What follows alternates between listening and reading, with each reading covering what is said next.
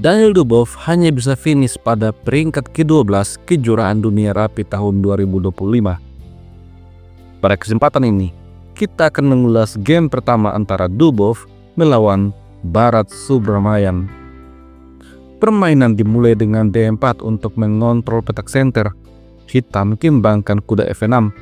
Pendekatan hipermodern mengontrol center dengan perwira. Dubov kembangkan kuda F3 setelah D5, C4. Tantangan untuk bertukar pion. Bharat Subramanian mendorong pion E6. Dengan demikian maka permainan bertransposisi menjadi gambit main 3 ditolak. Di posisi ini Dubov lanjut mendorong pion G3 mempersiapkan gajah fianchetto. Lalu hitam menyerang teraja. Skak. Kuda B ke petak D2 untuk menutup skak. Setelah itu hitam rokade. Kemudian Dubov kembangkan gajah fianchetto dan siap untuk rokade pada langkah selanjutnya. Di posisi ini hitam mengambil pion, maka Dubov menyerang pion. Tapi hitam justru memilih mendorong pion C5, mengorbankan pionnya alih-alih melindungi pion. Daniel Dubov mengambil pion, lalu hitam kembangkan kuda. Setelah itu putih rokade dan gajah makan pion. Dubov mengambil pion dengan kuda. Setelah itu main 3 E7. Sampai pada posisi ini Dubov sudah unggul 5 menit. Kedua benteng dan gajah dari masing-masing pihak belum berkembang. Maka Dubov lanjut mengimbangkan perwira. Gajah F4 keluar menghubungkan kedua benteng. Di posisi ini hitam menyerang gajah. Lalu Dubov memainkan langkah provokasi. Gajah serang menteri. Hitam kemudian terprovokasi untuk mendorong F6. Setelah itu gajah mundur ke petak D2. Adanya provokasi dari gajah membuat pion F6 dimainkan. Itu akan membuat diagonal kerang A2 sampai dengan G8 menjadi potensi serangan. Di posisi ini Bharat Subramanian melanjutkan dengan B5. Setelah itu kuda mundur dan pion kembali serang kuda. Setelah kuda menghindar ke petak C4, gajah serang kuda. Dubov lanjut kembangkan benteng A ke petak C1, lalu hitam mainkan benteng AC8. Ancaman terselubung pada menteri, oleh karena itu menteri menghindar ke petak B3.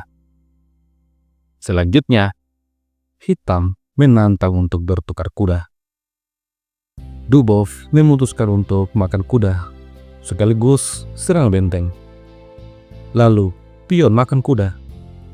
Gajah-gajah hitam memberikan tekanan yang cukup kuat pada sayap raja. Oleh karena pion E sedang terancam, maka benteng F ke petak E1 untuk memberikan proteksi. Sekaligus ada ancaman dorongan pion ke depannya. Di posisi ini Bharat memainkan kuda A5 serang menteri. Maka menteri menghindar, mengontrol diagonal terang, sekaligus menekan kuda. Di posisi ini hitam terjatuh dalam kesalahan.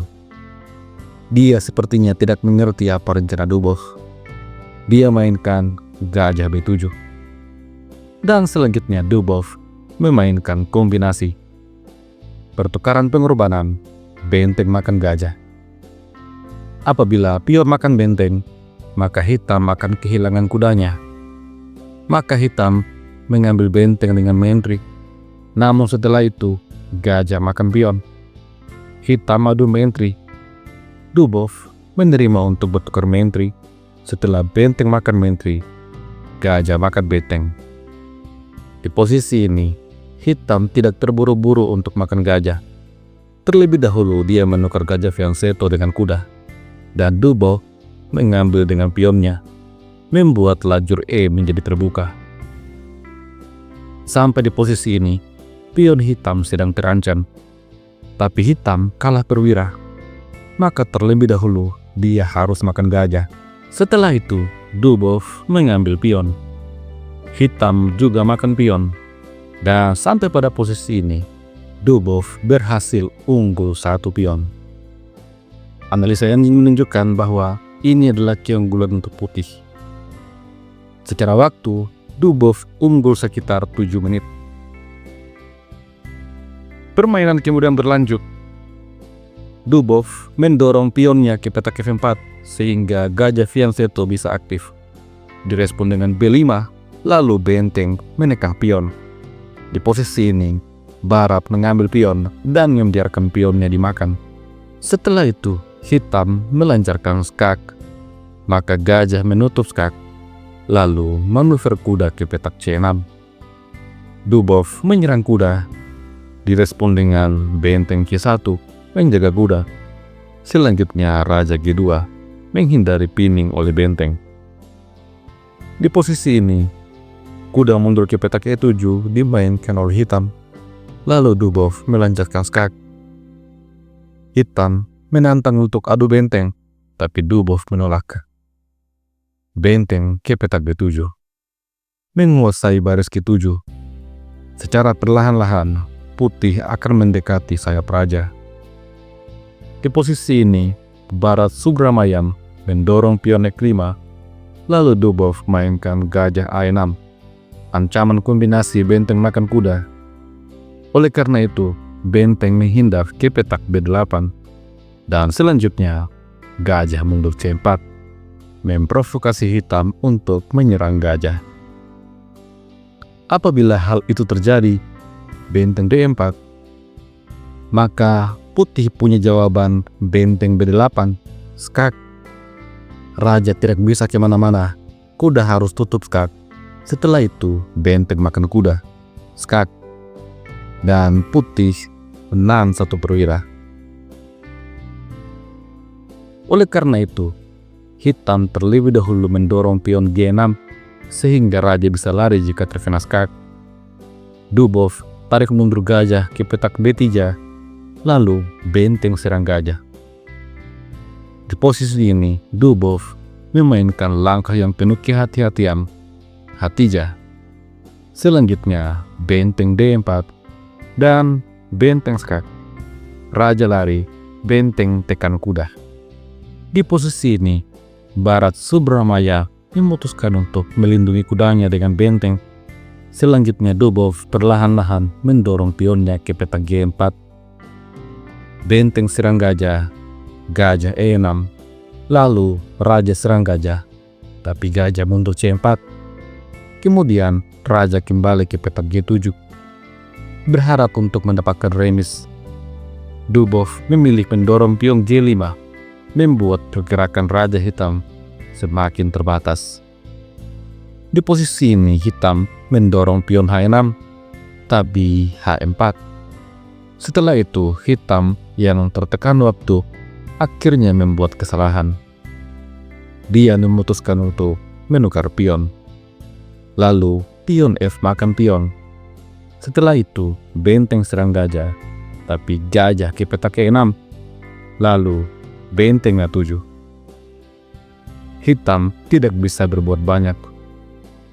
Di posisi ini, Dubov membawa rajanya ke petak G3, lalu hitam kembali membuat langkah tidak akurat.